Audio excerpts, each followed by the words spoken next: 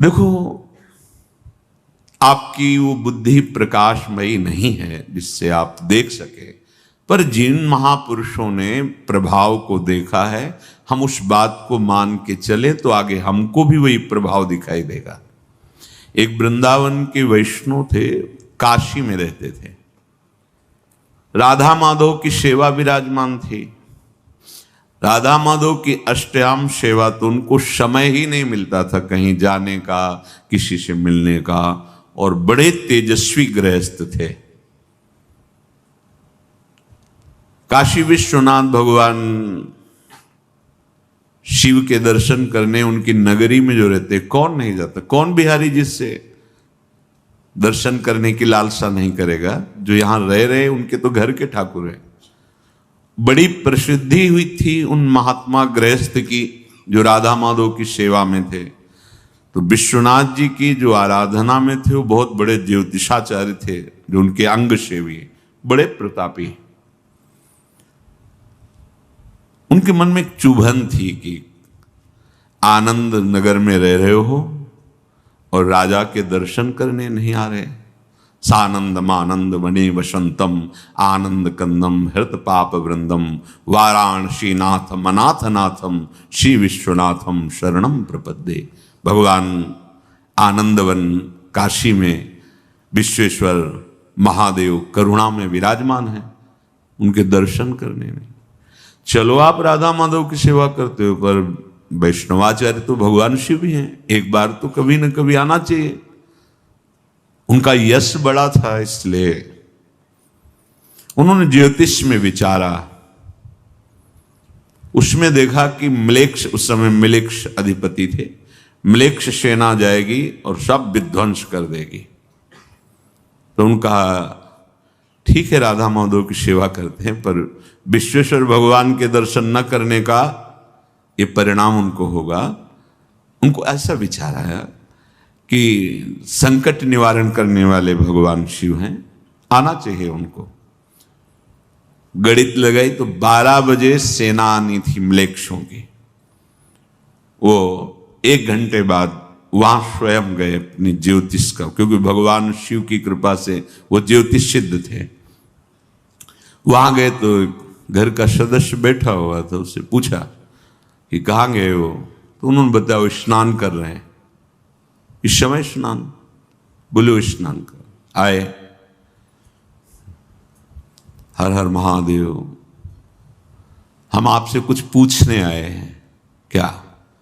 मुझे भगवान शिव की कृपा से ज्योतिष सिद्ध है, आपका पूर्व कर्म इस समय आपको दंड देने के लिए म्लेच्छ सेना को प्रेरित करके आपको सब विध्वंस कराना है। मेरी ज्योतिष झूठी नहीं हो सकती, क्योंकि भगवान महादेव जी की कृपा से। तो उनका नहीं, झूठी नहीं है, ऐसा हुआ है। तो बोले यहां तो सब यथावत है। बोले ऐसा, जब मैं अपने राधा माधव को भोग लगा रहा था तो जे भी मानसिक सेवा में जाने वाला था उतने में ही म्लेच्छ सेना आ गई और मुझे बंदी बनाया और सब विध्वंस कर दिया। बस थोड़ी देर में नेत्र खुले तो हमें लगा कि चलो मानसिक ही सही, पर छुआ तो इसलिए जाकर स्नान करके अब भोग उसारने वाले हैं। समझ गए? ऐसे भगवान अपने विधान में, ये नहीं कि विधान भी हो गया और कुछ नहीं हुआ। वो बड़े आश्चर्यचकित हुए कि राधा माधव की बड़ी अद्भुत कृपा, विधान भी पूरा हो गया, ज्योतिष झूठी नहीं हुई और कुछ हुआ भी नहीं। भगवान अपने महान भक्तों के बड़े बड़े दोषों को क्षमा कर देते हैं, कुछ स्वप्न में, कुछ प्रगट में।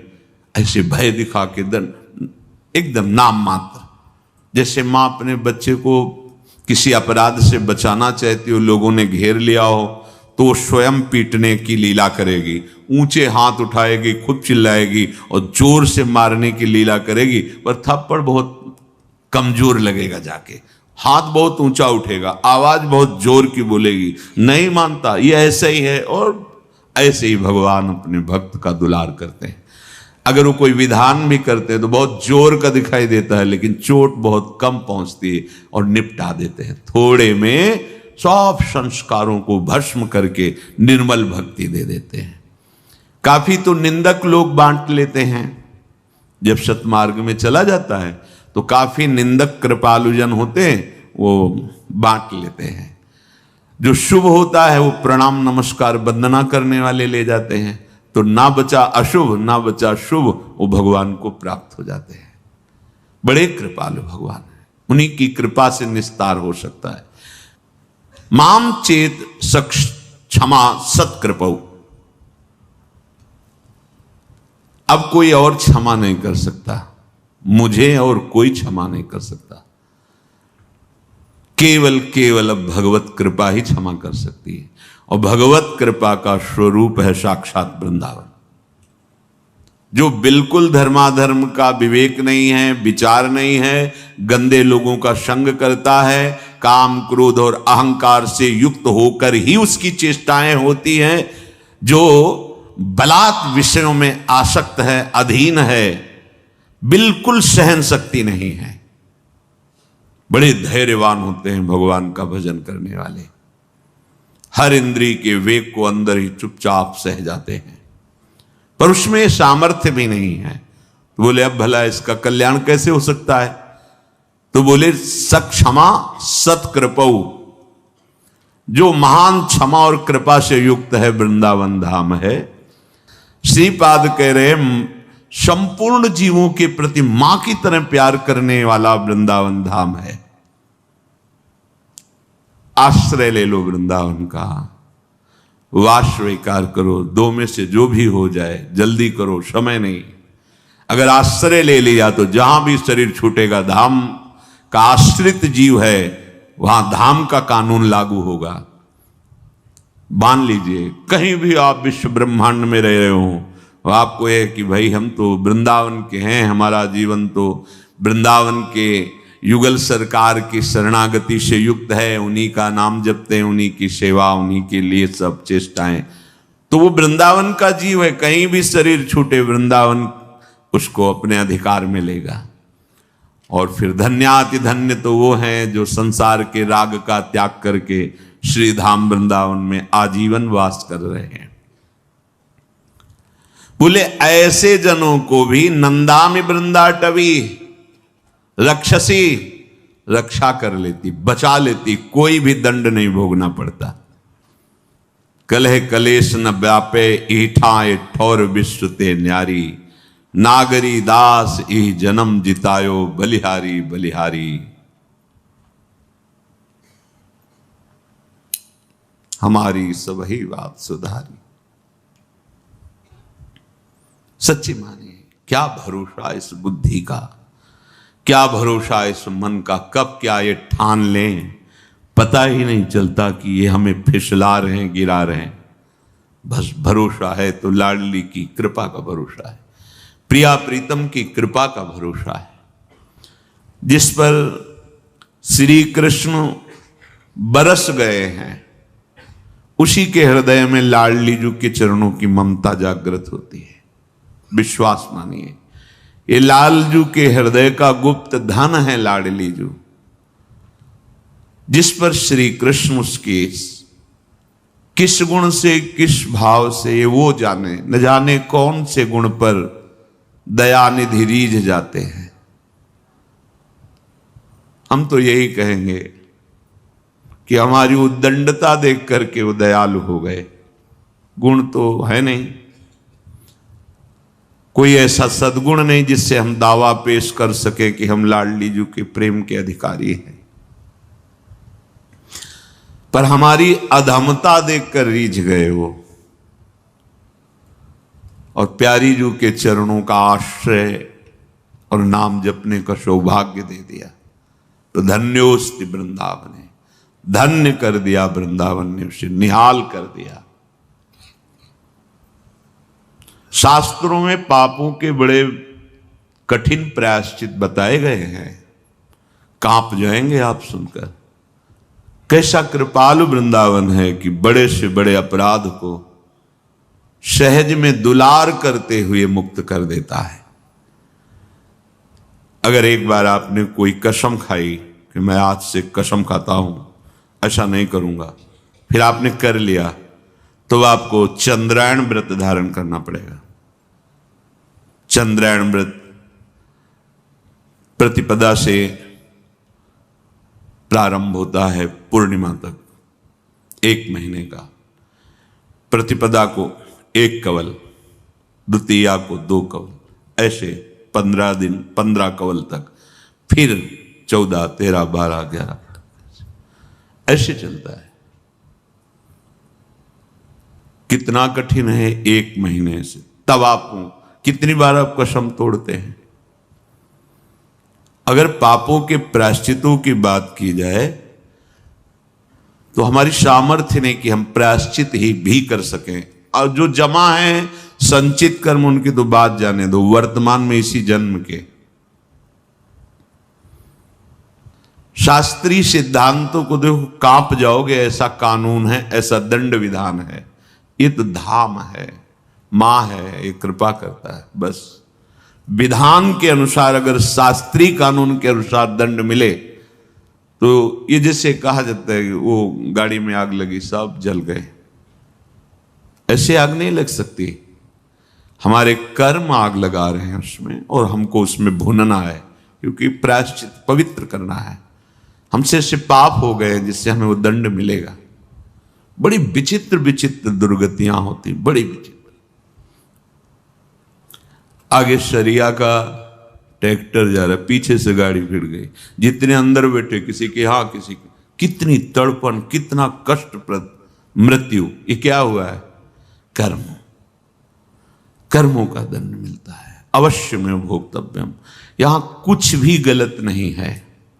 हमारी बात मान लो। हमारे भगवान सर्वज्ञ हैं।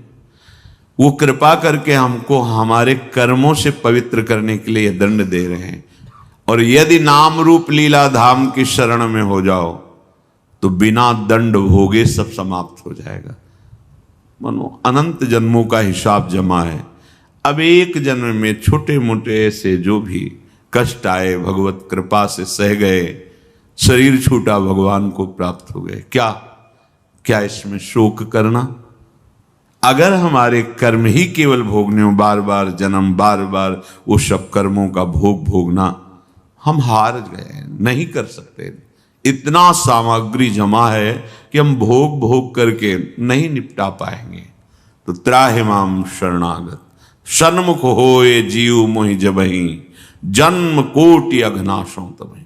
करोड़ जन्मों के पाप उसके केवल सन्मुखता होने पर भगवान नष्ट कर देते हैं। कागभुषुंड जी महाराज गरुण जी से कहते हैं, कौन ऐसा है, कौन ऐसा जन्मा है जिसे काम ने नचाया न हो? कौन ऐसा है जिसे भोगों की तृष्णा ने बावरा न कर दिया हो? कौन ऐसा है जिसे जवानी का बुखार न चढ़ गया हो? जैसे सन्निपात में आदमी को ज्ञान नहीं होता, ऐसे यौवन का सन्निपात चढ़ता है, कुछ समझ में नहीं आता। क्या धर्म, क्या धर्म। संपूर्ण संसार को अपने अधीन किए हुए माया रखे। जब उसे सत्य मार्ग सुनने को मिलता है, असत आचरण युक्त होता है, तो सहन नहीं होता, वो निंदा करने लगता है। धर्म वाक्यों की, शास्त्रों की, भगवान की निंदा करने लगता है। निंदा करना अर्थात वो अंदर से समझ रहा है ये बात सही है, पर उसके गलत आचरण होने के कारण स्वीकृति नहीं हो पाती, तो वो द्वेषात्मक भाव में बदल जाता है। निंदा करने वाला भी जान रहा है ये सत्य है। अंदर की बात तुम्हें कह रहे हैं। द्वेष उसी से होता है जिससे राग होता है। राग ना हो तो द्वेष होगा ही नहीं। उस बात को सत्य अंदर से समझ रहा है, पर आचरणहीनता होने के कारण स्वीकार नहीं कर पा रहा है, इसीलिए वो निंदा करने लगता है।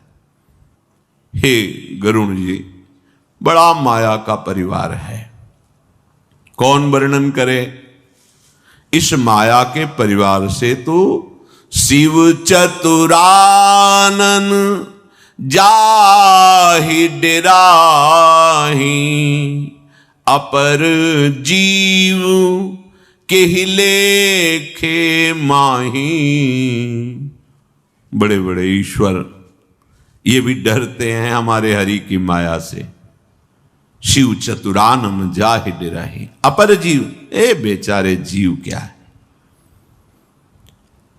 माया का प्रचंड सैन्य बल है, छोटी मोटी हस्ती नहीं, भगवान की शक्ति है। मम माया दुरत्या, ये काम क्रोध लोभ ये सेनापति हैं इसके।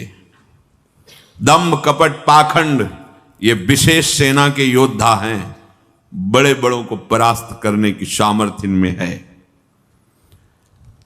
प्रचंड सेना, प्रचंड सेनापति माया के।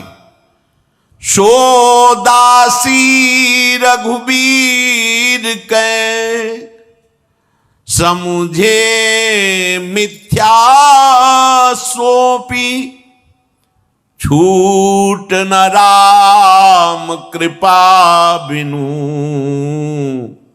नाथ कहूं पन रोपी। मैं प्रण करके कहता हूं,